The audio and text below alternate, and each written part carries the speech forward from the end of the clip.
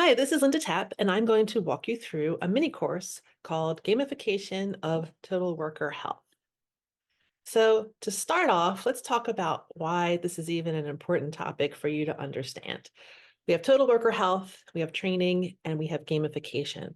And it really makes a lot of sense to overlap the three. There's a sweet spot there in the middle, as you'll see on the graph.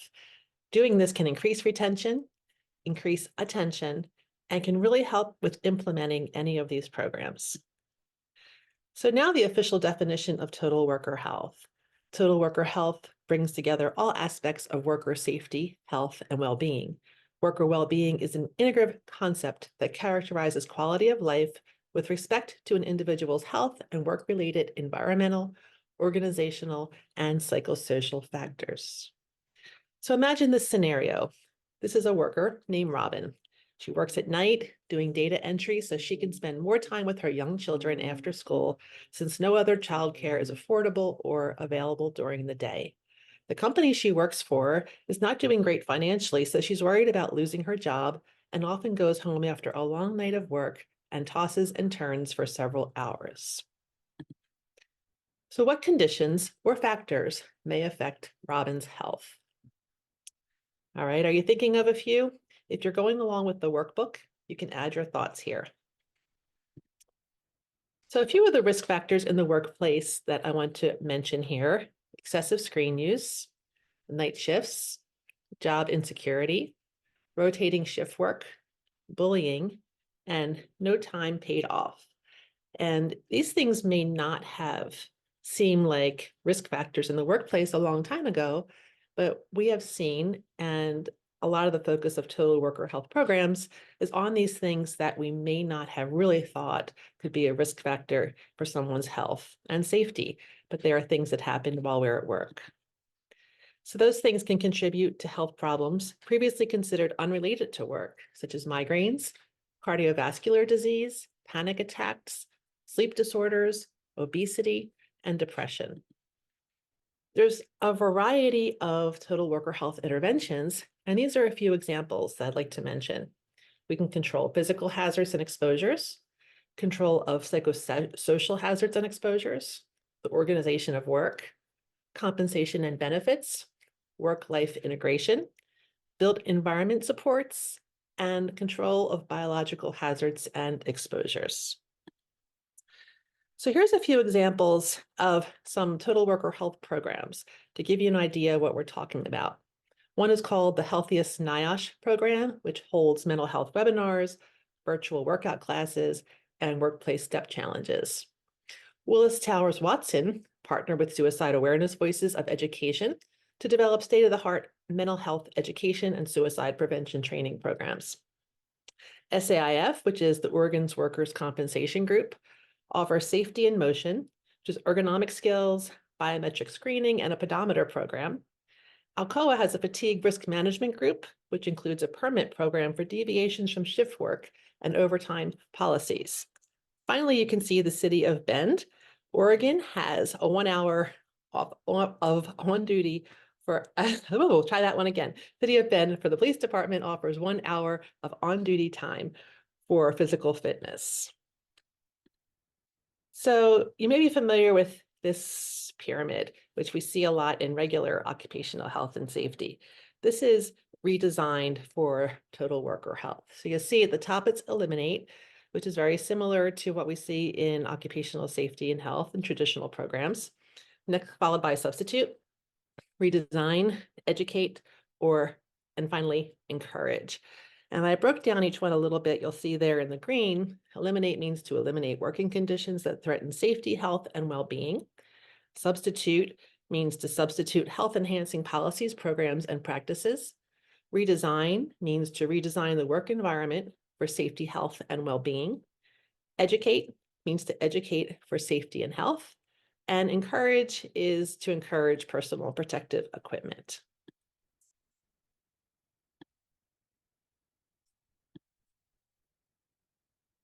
If we go to this slide, you will see how eliminate and substitute are very similar to the ones we're used to. Redesign is similar to the traditional engineering controls, Educate is very similar to the traditional administrative controls, and PPE is similar to encourage, and is really a last option or last resort, just like PPE is in our day-to-day work. So the 5 principles of total worker health, which you may or may not be familiar with, are defining element number 1, which is to demonstrate leadership commitment to worker safety and health at all levels of the organization. Defining element number 2 is to design work to eliminate or reduce safety and health hazards and promote worker well-being. Design element number 3, provide and support worker engagement throughout program design and implementation. Defining element number 4, ensure confidentiality and privacy of workers. And defining element number 5, integrate relevant systems to advance worker well-being.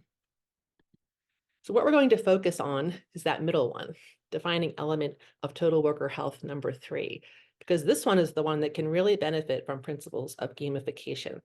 Again, to review defining element number 3, promote and support worker engagement, keyword, throughout program design, another keyword, and implementation. And again, the third keyword in this defining element of total worker health. So let's talk a little bit about gamification and what it is and what it's not. Gamification is the application of lessons from the gaming domain to change behaviors in non-game situations. It involves things like rewards, progress levels, feedback. There's some things called game mechanics we'll talk about, and emotions. So gamification can change stakeholder behavior. And there's a lot of research on this. It's not just something people do for fun, but it really can make a big difference on how people behave.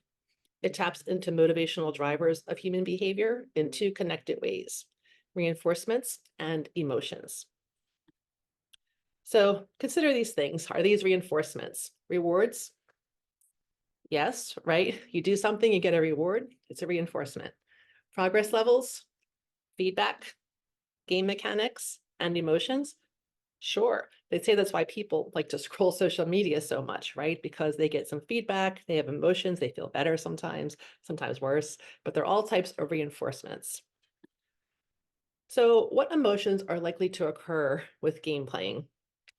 Think about it yourself. If you're playing a game with your family or friends, what are your emotions? A lot of things are going on, right? For good or for worse, it's a lot of emotions occur. So think about people laughing when they're playing. Humor is really, really important. If people are laughing, they're paying attention. And a lot of the safety training activities I talk about involve people laughing. Humor helps us remember, again, backed up by research. So if you can add some laughter or some humor into your learning activities, it's going to help people remember the information longer. Humor lowers stress, it's linked to psychological safety, and it's good for your heart.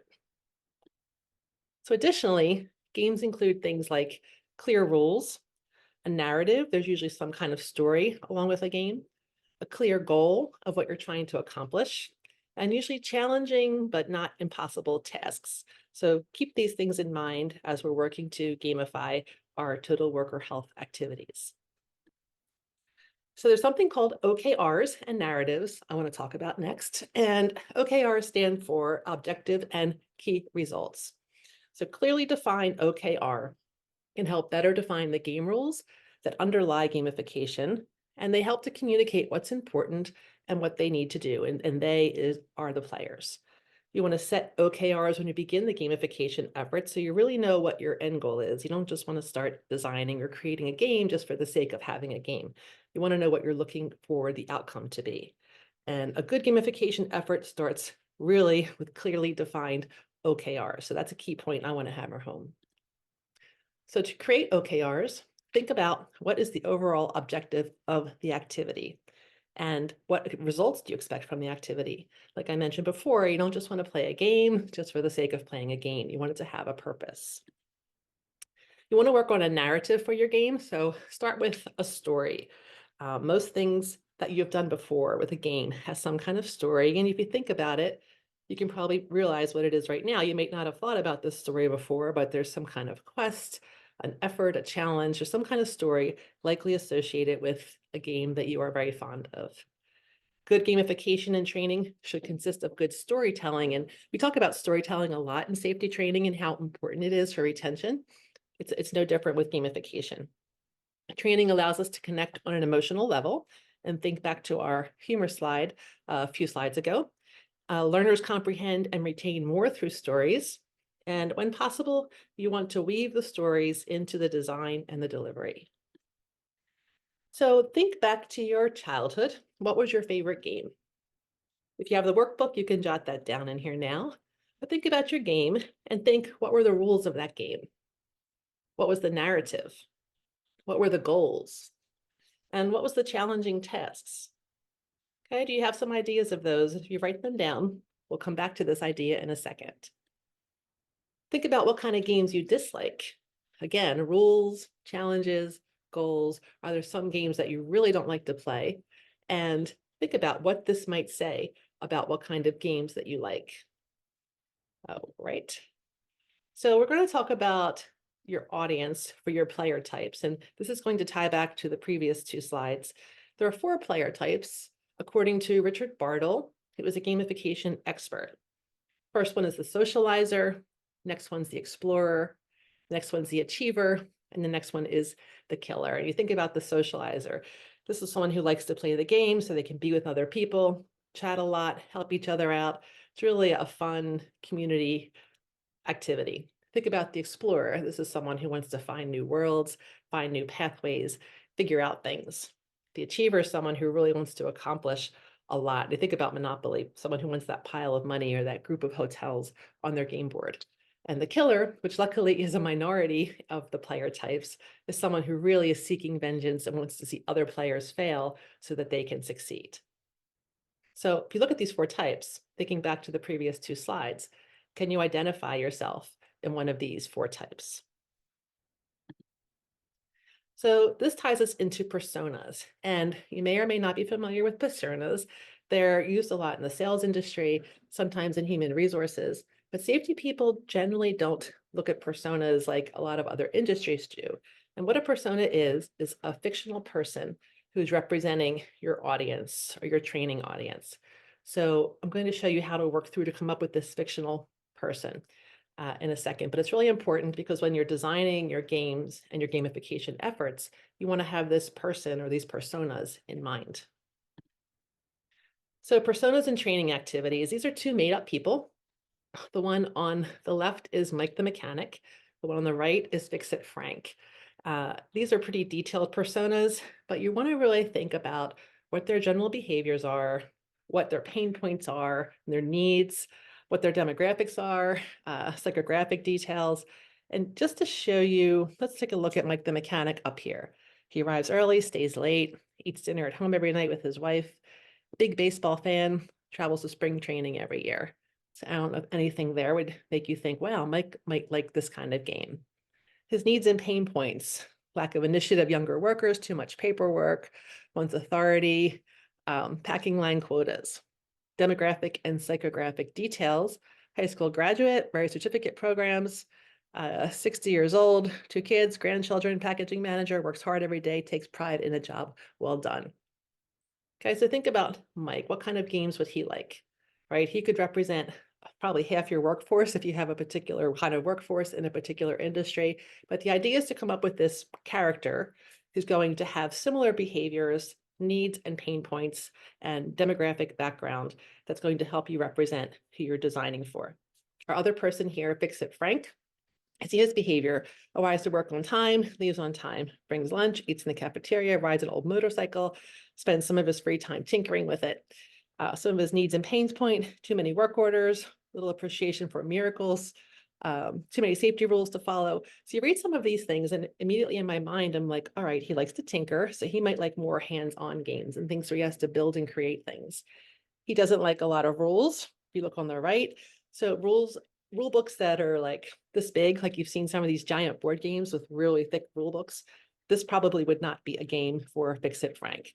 So these are just 2 really general ideas. If you search online for developing personas, you can find a lot more ways to really come up with your ideal persona. And it's very unlikely you're going to have one persona represent all of your trainees. You're probably going to have to develop 2 or 3, unless you have a very, very similar workforce. So think again, when you're thinking about developing your own persona, what do they do after work and on weekend? What's their favorite games? Think about their pain points, things they like, don't like, their personality. Again, we did the sample personas. Let's go this direction. So we talked about game mechanics a bit before. Game mechanics are things that make games work, and they're things that you want to consider building into any game that you design for your total worker health programs. Some examples are avatars, badges, choices, currency, countdown, Easter eggs, or things that are sudden surprises you might not expect to find. Discovery or exploration, gifting, knowledge sharing, a leaderboard, life jacket is kind of like a lifeline, like you might have seen on some television shows, penalties, performance bars, random awards, side quests, and on, right? There's over 100 different game mechanics. I just put a few here for us to consider. I think one of the more popular ones that you might see online now are badges, right? People participate in different activities and they get a badge. You'll see it on LinkedIn profiles, you'll see it on Facebook. It seems to be something that really triggers positive emotions with a lot of different people. Leaderboards are up here as well. Very, very popular in all kinds of games. People like to see how they're ranking with other people. So to get an idea of what motivates people in games, you can ask them what kinds of games they play and what they like to do in their spare time. These are ideas of motivators, and some things that motivate people are acceptance, power, vengeance, tranquility, curiosity, savings, beauty, physical activity, adventure, and on and on. So there's different things that motivate people, and there are different kind of game mechanics. So what we're going to try to do are to match what motivates people to the appropriate mechanics, if that makes sense. And we're going to walk through this in a second. So, excuse me, I'm losing my voice. We have Health Hazard Hunter Reverse Engineering. And this is a game I created a few years ago. It's a board game, and it has various aspects we just talked about. You'll see how we have the score sheet there, which is kind of a leaderboard. This ties into some of the mechanics we just discussed. People like to see how they're ranking against other people. They like to accumulate points. That's a kind of currency. And it also helps them compare to other people. I think it's a fairly attractive game. It's not just a gray, black and white. So people that are really attracted by design, and beauty is the official word, not that this is beautiful, but design may be more attractive to play to something like this.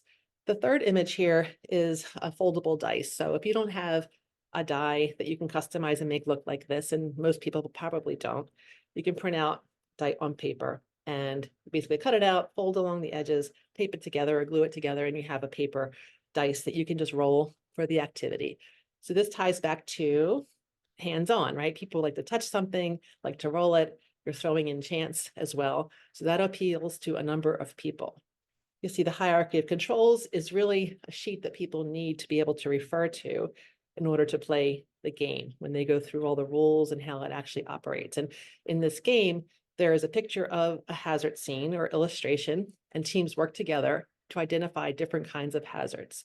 So you also have people that are searching for things, people like to discover, problem solvers. It ties into a bunch of mechanics and a bunch of the different things that motivate people.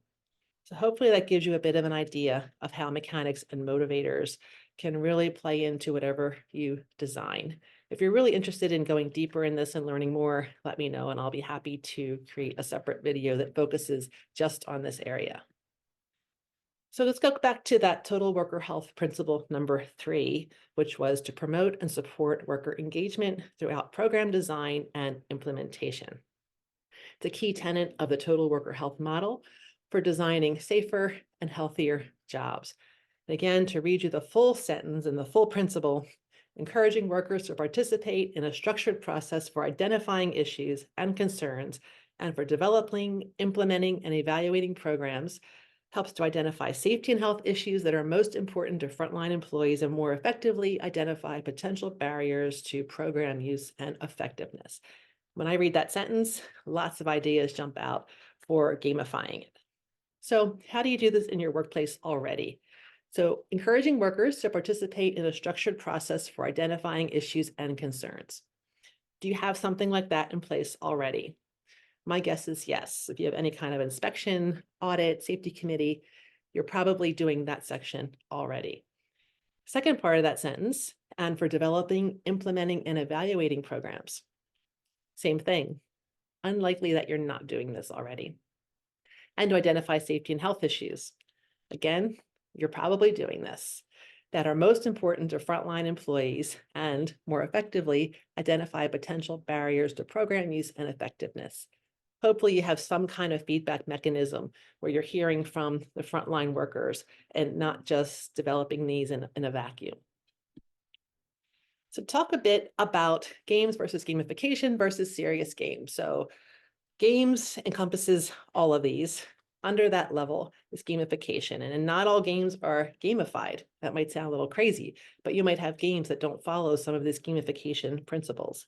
Within gamification, we have serious games. I'm going to show you a few examples of these. So let's back up to games. Games are a structured form of play that's usually fun, involves rules, challenges, and interactions. For the most part, they're going to have these things, rules, challenges, and interaction, but there may be just a fun game that some kids made up that doesn't really meet the criteria for a true game, but they consider it a game. But this is the definition for games.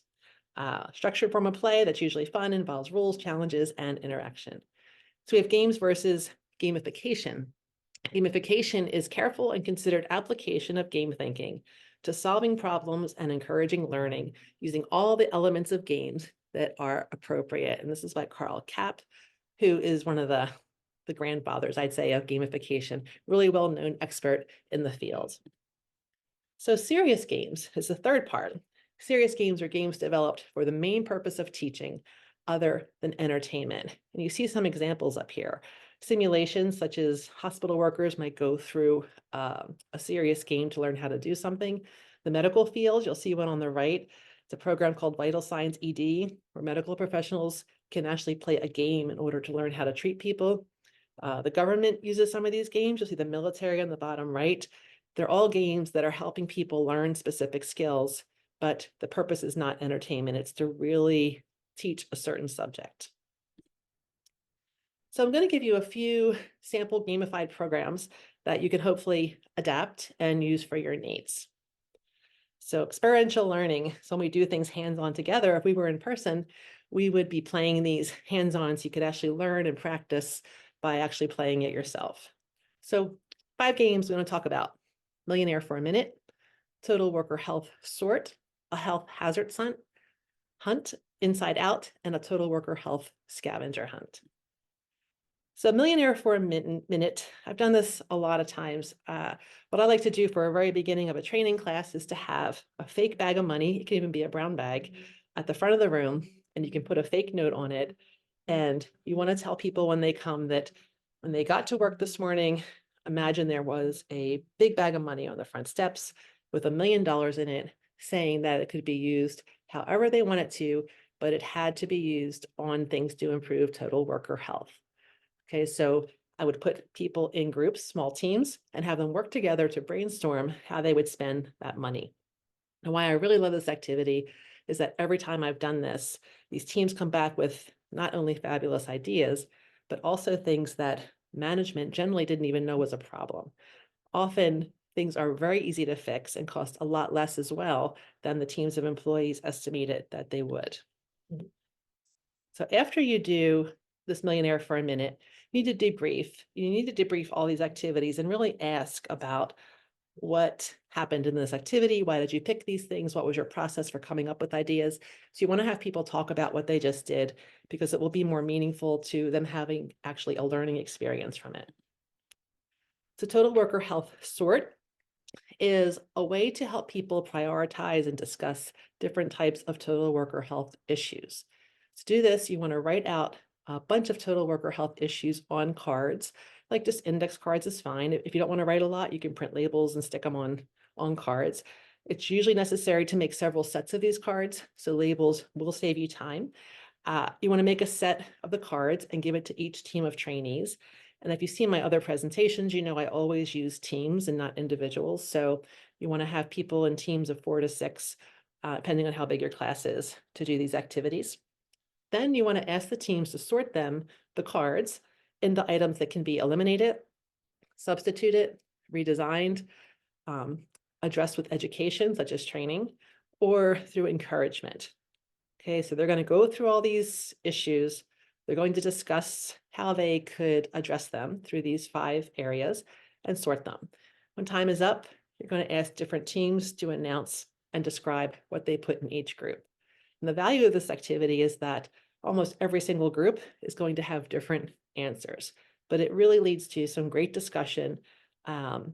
Really, people like to fight for their answers sometimes, why it's better than others. And that's just a great thing. They're invested and they're really involved in finding ways to address the total worker health issues. These are a list of issues relevant to advancing worker well-being that are on NIOSH's website. And you see there is a bunch. So you can use this as a starting point to push your issues on cards. You can look at things in your workplace that may be issues and use the actual things that are happening, because then they'll be more familiar with them as well. Or you can just be creative and write down issues that may occur. So after, again, debrief, you want to ask people why, have the discussion, what guided their decision to put things in different areas, but you want to make sure that you talk about it afterwards. So this is hazard hunt.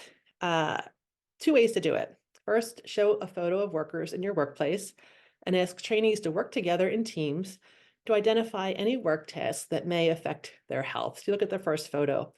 If you look at this person's work area, if you zoom in there, people can really identify several items there that may affect their workers' health, not just at work, but also at home. You look at the bottom one is more of a standard illustration, and this is actually another really workplace, but I take photos like this generally. I have them created into line drawings so I can add in some extra hazards, and I have a whole bunch of these. Some are on my website, some are through the safety fundamentals, safety newsletter that I do, the safety training newsletter monthly that you're probably familiar with. But same thing, you use this image, have people work together to identify tasks that may affect their health at work and at home. See the bottom, I have people also name a number of items they found. If you want to add a little gamification to it, you want to have people see how many they can find, count them up, and see who has the most number of findings. This is a blown up image of this woman working that people can use if they want to try to do it with the photo. And again, this is a blown up image of the line drawing of an office environment. So debriefing, again, why did people pick out the things they did? What did they miss and why? What was it like working in a team? What's the benefits? There's all kinds of ways you can have people discuss the activity, but make sure you do this part. Inside Out is a work factors matching game. And this is a game where teams take turn picking cards from 2 different piles. One pile is a home pile, one pile is a work pile. And they pick up the 2 cards, home and work, and they try to match them to each other. Can they make an argument / justification that the 2 things go together? So look at the sample up there for obesity and mandatory overtime. Say they pick those 2 cards randomly. Could they make an argument that they affect each other? I would say yes. Mandatory overtime, they might not have time for proper meals. They're grabbing things out of the vending machine. They don't have time for exercise. So you can make the connection. So if a team can make the connection between the 2 cards, they get a point. If they can't, the cards go back in the pile. Players can also steal cards from one another, and you can see that ties into some of the gamification mechanics where it's vengeance, and someone might have stole a card from you last turn, so you're taking it from them this turn. It adds in a lot of those mechanics that really motivate some people. All of these games that I'm talking about are provided in a separate activity packet, which I will give you the link to at the end. So you don't have to make up all your own inside out cards. You'll see I also have a number of steal a card, lose a turn, second turn. These are all tied back to mechanics as well. They're kind of random, could be Easter egg surprises. Instead of picking an obesity card, for example, they might pick a card to take a second turn. So those are all built into this activity. Again, debrief. Why did they make those decisions? how could they improve the condition? Say they had obesity and mandatory overtime, how could you make that not affect each other? You can really stretch this out and make this much longer if necessary.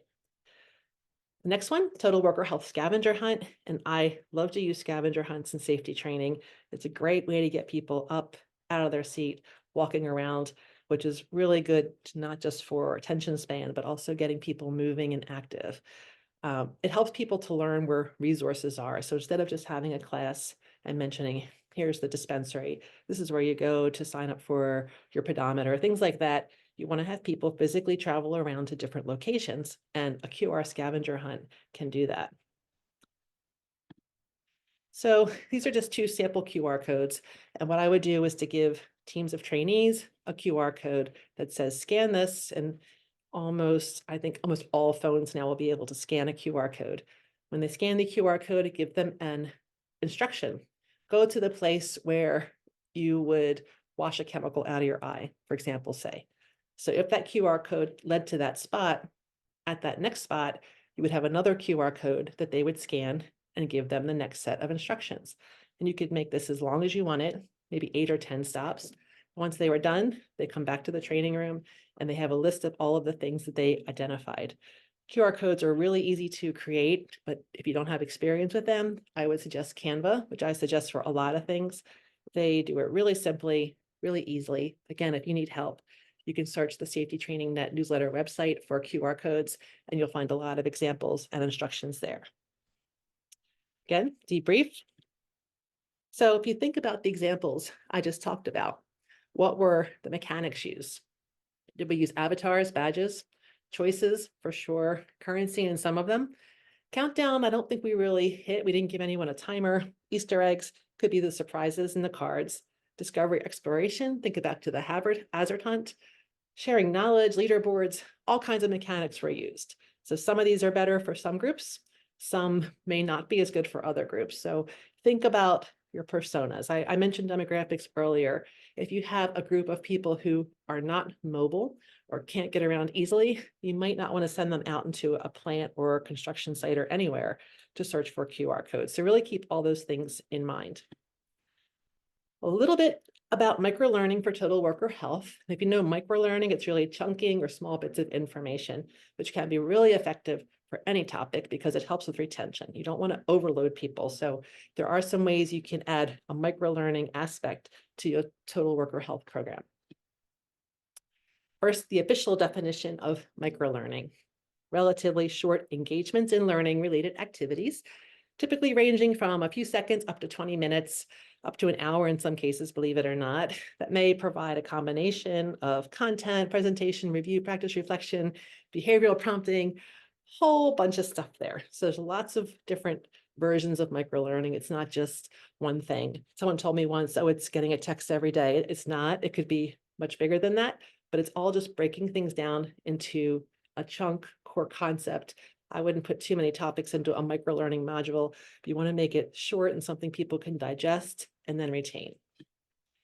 So again, another definition of microlearning: by delivering discrete chunks of information in short bursts of time, often via social media. Microlearning can be a strategy that complements more comprehensive classroom and web-based training, reinforcing concepts in between tasks performed in the office or working as job aids on the production floor. So in this definition, microlearning is not necessarily the be-all, end-all. That's not how you would introduce a whole topic, but it would be how you reinforce it after they have learned it somewhere else. So think of it that way as well. If you do a class, how can you reinforce the different topics in small, discrete chunks? So some benefits: it provides on-demand learning, accesses up-to-date information in a timely manner. So say your content has changed a week after you did a presentation or delivered a class, you can update it through a microlearning module or however you're sending it out. Interferes less with productivity. They can glance at their phone, see a text. You could use a QR code outside of a time clock or break room. They can scan it, get an update. Speeds up the learning process overall, and it is highly adaptable. Microlearning has been reported to make the transfer of learning 17% more efficient. backed up by research again. Just keep that in mind when you're deciding whether or not you want to implement some kind of microlearning strategy. A few examples related to total worker health: text, email, or pop-up reminders. I know a long time ago, I used to have this pop-up reminder on my computer that would say, you've been sitting long enough, get up. Things like that are just many, many examples. I know sitting so long is bad for me, but that little reminder is helpful. Many worksite activities with QR codes, and I mentioned that before. Put a QR code outside an elevator, on a little placard at a cafeteria table, anywhere people may be congregating and just happen to scan a QR code with their phone. Mindfulness minute, reminder to say, hey, stop, breathe for a minute, stretch, anything you can do in a small, discrete burst. A few more ideas: daily tips, such as an unusual safety concern to watch out for. We have painters on site today, watch out for ladders, etc. Daily instructions, daily terminology or vocabulary message, a daily article, blog post, daily learning puzzle or game. There are lots of online games that are very short. Everyone was crazy about Wordle not too long ago. You can make that a safety version if people like to play games. A daily challenge to enter a contest. You could tie that back to QR codes. A daily quiz question. So instead of giving everyone a 20-question quiz at one time, you can spread it out over 20 days and have them take a question a day. A daily photo or an image showing something positive, or maybe something not positive, like an unsafe condition somewhere. There's lots and lots of opportunities, and they're really not expensive, and they're not hard to set up. So the 3 elements of microlearning I want to mention: instructional unit, a shortened time commitment, and engagement. Back to instructional unit, you want to have the entire course content, start to finish, is be a unit. You don't want to have half of something in a microlearning unit. You want to cover that whole little topic. Shortened time commitment, again, we talked about how long it can take. Engagement, think about what's going to hold their attention. Are you going to force the content on them? Is it sensory? Does it cause them to listen to something or feel something? Or again, self-prompt? There's lots and lots of alternatives for microlearning. So if you want to think about taking the first steps to gamify your safety and total worker health initiatives, this is an infographic I put together to kind of help you work your way through it. So you'll see in the beginning, getting started, you want to create your personas. We talked about that, right? You can go back some slides and think about who your ideal trainee is or who you're talking to. Identify what might motivate them. Identify which mechanics might work for them. And then I would think about pick a popular class or initiative that you have already. I wouldn't pick a class that everybody hates to go to in the beginning. Pick a class that they actually like, so you have a better chance of success. And think about how you could possibly integrate it with a gamified program. All right, so once you have that in mind and you want to try to integrate it, I would revise your current program and gamify it and test it. Really important step. You'll see there with number 8. I would take a small group of people, have them try it and check it out before you go and deploy it to a giant training class, because you want to tweak it as necessary before you roll it out officially. You'll see once that's done, you want to use the gamified activity and again, continue to evaluate the outcome and revise if necessary. It's really important that you're continually looking at what we're doing, revising it, and tweaking it and getting it back out there so it's better every time that we use it. Testing, refining, this goes back to ADDIE, which is a big instructional design principle. And I mentioned this: analysis, design, development, implementation, and evaluation. Search online for ADDIE, you'll find tons of details if you're not familiar with this. But again, a very core principle in instructional design, which is tied into gamifying your activities. Again, analyze what you want to do, design it, development, implement it, and evaluate it. So in conclusion, you now have a really good understanding, I hope, of total worker health, gamification, including personas, OKRs, and game design, how it all fits together. And as a bonus, I believe that now you can apply your gamification principles to any safety and health topic. All right, a lot of information. I hope that was helpful. Finally, if you have any questions, need information, need to reach out to me, there's my email information. I'm happy to help. I will send out a separate link with the packet that has the actual downloads for the activities if you want to use any that I've already created and not really make up your own. So thank you for listening, and thank you for all that you do for occupational safety and health.